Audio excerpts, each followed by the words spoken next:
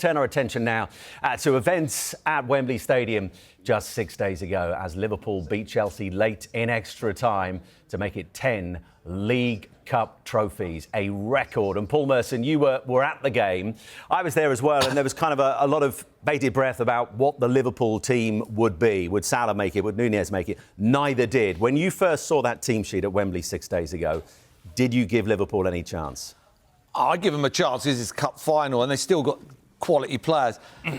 I thought I'd never see a better chance for Chelsea to win a trophy. You know, I don't think you'd never see, especially playing against a top team.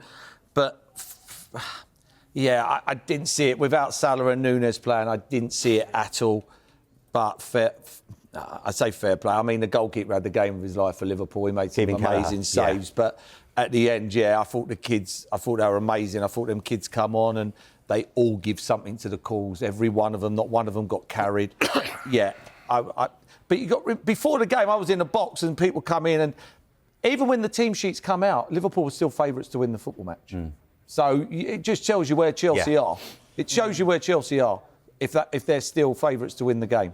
And also that victory, another League Cup trophy, Clinton, reminds us, as if we need a reminding, of exactly what Liverpool are going to be missing when he heads out of the door at Anfield at the end of the season. Because in terms of major honours that this man has picked up since he's been Liverpool manager, it's some CV and just underlines why he's going to be so difficult to replace. Oh, yeah, good luck to the next manager coming in there. Good luck, because you ain't going to be able to replace Jurgen Klopp. No chance. He's a fantastic manager. Listen, I know the injuries they had, but look at, you can see his honours there, like Premier League, FA Cup, League Cup, Champions League, Super World Cup, Manager of the Year, Premier League. He deserves everything. He's been outstanding and he gets it. Yeah. And that's what Liverpool fans will say. He gets it. He gets the football club. You saw the scenes at the end.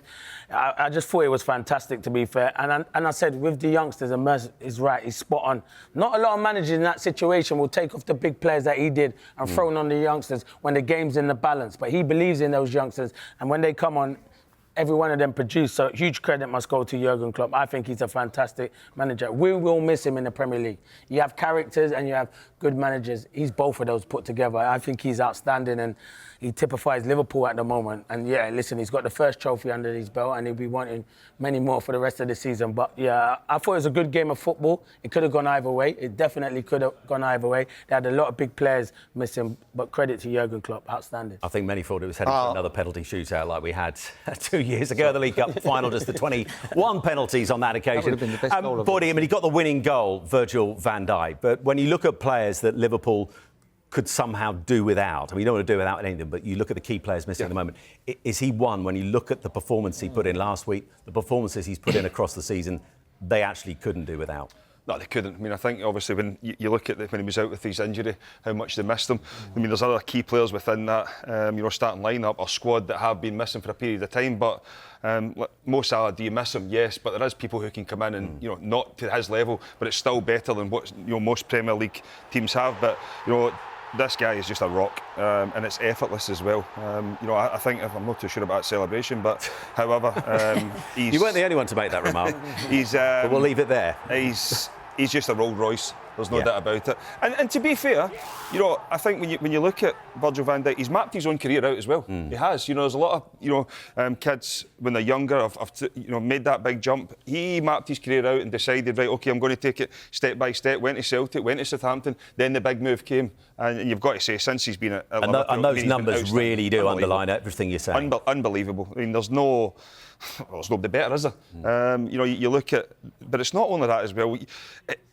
Yes, as an individual, that's his numbers and what he's done for, but it's everybody else around him, and that's the difference with top players. They can go in and they can make things happen, but when they make the team better, they're a really, really special player, and that's exactly what happens with him. Not only his defenders, but the people in front of him, the people in front of him. The whole team changes when he plays. Yeah, and you know what I was going to say, though? Now I was going to say to you as a defender, because 9 times out of 10, when you watch Liverpool, their fullbacks are now so high. He's always one-on-one. He's always one-on-one, and he has a lot of defenders to do. That must be hard as a centre-half. He's the best for me. Yeah. He is the best because he's got everything. He's got pace, he's got calmness, he's got the aerial duels. He controls players in front of him. I looked at him last week when he did that interview and he looked emotional and he's won everything. You've seen his honours that he's won there. That's his first one as a captain.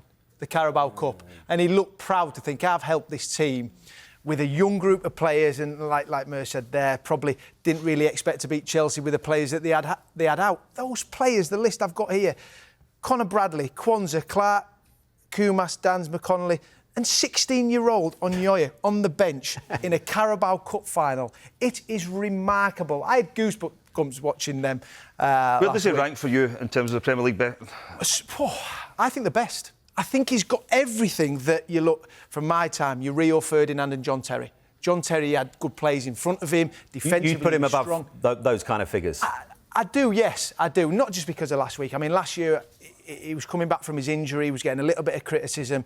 But for me, he's made Liverpool challengers from when he signed and came in for 70-odd million pounds. He's just the best because he can do everything. Rio Ferdinand had Vidic next to him. So Vidic did all the heading.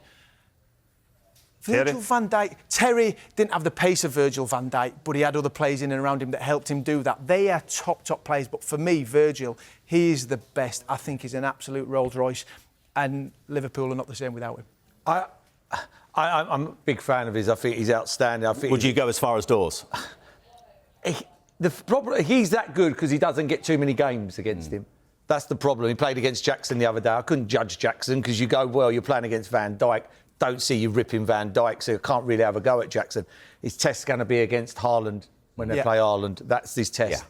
That's when you're going to judge if he's at the best of the best because against the others, there ain't many about. You know, we look now, we think centre-forwards. Who's about centre-forwards? Good point. You know, but when he plays against Haaland, that's when he's going to be judged. And I think, you know, if he does it there, then you go to the best of all time, in No my one opinion. fancies going toe-to-toe with him, Merce, do I? I think there's only Haaland. I think he has that respect. I think he has that fear factor. I see people who get the ball and they get out with him and they think, oh, it's Van Dijk. Yeah. It's Virgil. And they kick the ball against him or they pass it. I tell you what is great, and every kid should watch this. The amount of times that the ball went down the channel and he's running back and he just kicks it out of play. He don't mess about. He just does his job. He kicks it out of play. He gets back in position. You know, he never takes them chances anymore. I thought sometimes when he first come, I thought it was too easy for him, and I thought he took liberties sometimes. And I think he'd done that for Holland a couple of years ago. He went out to close someone down, and they cut inside and they smashed one in the top corner. And it was like, well, wait there a minute. Yeah, if he didn't play last week, I don't care who plays, they wouldn't have won. Yeah. I don't care what you say. They would not have won without Van Dijk playing. For how great the kids were and everybody else, if he didn't play, they had no chance. Well, let's talk about the youngsters, Clinton. I mean, you look at Lewis Kumas. Jason Kumas is his dad, 18 years. Played against Southampton in the FA Cup this week. You got Jayden Dan's, Neil Dan's son, scores 2 times against Southampton. Ioni, who Dawson's already mentioned, comes on for the final 12 minutes, becomes Liverpool's youngest ever player in the FA Cup at 16 years and 243 days. Yeah. Suddenly, corporately, we all feel very, very old. But it's remarkable, isn't it? That the confidence they had. It's kind of that youthful exuberance. Is it combined with no huge expectations? They're not expected to carry Liverpool over the line, so they come on and play without fear. Yeah, and that's what they're doing. They play without fear. They've got a manager that believes in them. And that's massive, isn't it? Yeah, and it's going to be interesting in terms of the transition to the new manager, their attitude to the young players. Yeah, will their youngsters get an opportunity? Who knows? But what they can say is they've got Carabao Cup winners' medals as well, and they've been scoring goals like young Dan's the other day. Against Southampton, I must say, first 15, 20 minutes, it was a different game. You can see here, this is obviously the Carabao Cup. And look, these are scenes. He's 18 years of age, young Dan. He came on, he made an impact. He's been outstanding, Bradley, but he's got a bit more experience. The youngsters there, you got Lee Clark's son, who's in there. So, yeah, they're all following in their dad's footsteps, most definitely, because Kumas scored a really good goal in the week, and Jason Kumas was a good player as well. But credit to all these youngsters, and that's what you have to credit Liverpool's academy. A very good academy, and they're all getting the opportunity and they're grabbing it with both hands. The key thing for any academy is if they can see a pathway, the kids will give you more. Yeah. Jurgen Klopp has given them an opportunity. I mean, Harvey Elliott's only 20. You know what I mean? Like, when you think of Trent Alexander... Forget that, don't you know what I mean? I think because of the amount of games, you just look at them, but they're all young. But if you are a youngster in that academy and you can see a pathway to the first team, it's only going to help. Of course. But then I think... You've got to be good enough. No, the big point is when the new manager comes in. Yeah. I hope these still youngsters still get a chance. I know they won't because some of the players will be back, but they should be in and around the first team, I think, still. So that's the big one. Alex Inglethorpe deserves a mention in there. He's the one who sort of Alex Inglethorpe at Liverpool. He guides them. A lot of those players have been brought, though. Sue, you were speaking about that. So they all haven't started from eight-year-old, but it's been given a chance from the manager. Makes a massive difference. Oh, that's the thing with the manager. Yeah. You've got to remember, he's leaving at the end of the season. He could just think of himself. Yeah, I've got to win a trophy. I've got to win before I leave, and I just keep all the experienced players on. He put them kids on. He was more worried about Liverpool Football Club and leaving a legacy of bringing these kids through. My worry is going to be if another manager comes in, and you know how many managers play young kids, you know, and that's going to be the problem. But they could play a lot of minutes between now and the end of the season that they might be force the new manager to come in anyway. You know, you look at, there's one thing about Jurgen Klopp, when you take the players that are in, he's made first-team players, and that's very difficult. You know, usually you're set in your own way. It's very difficult to change the attitude and change the way that they play. He's made first-team players better. So the kids are always going to buy into exactly that, because they'll look at their heroes and think, well, he's made them better. I'm going to listen to him. So it's important to Liverpool, whoever comes in next, good luck, but whoever comes in next, they're never going to be another Jurgen Klopp. Matt, huge job. As Boydie said, he improves players. Yeah. He improves players, and that is the name of the game. And that's their job, in my opinion, is to make players better. And also, how do you manage it? Because casting your minds back to when you first made your debuts, it's quite a while ago, but you get a taste of first-team football. I mean, my goodness me, for some of those, a taste of Wembley 6 days ago, but they know when the key players come back that those opportunities will therefore understandably reduce. How do they manage that? By keep on working hard.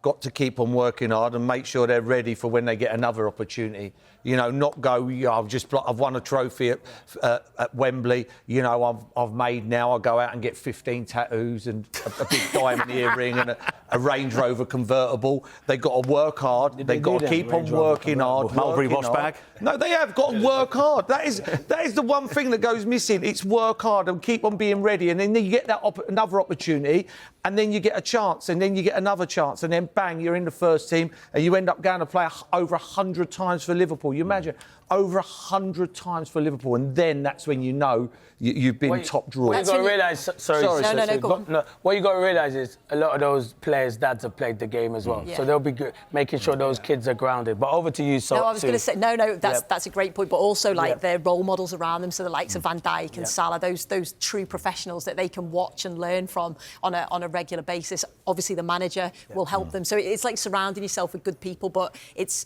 brilliant getting there. But it's like, how do you then stay there? And like Mer said, it's about working hard.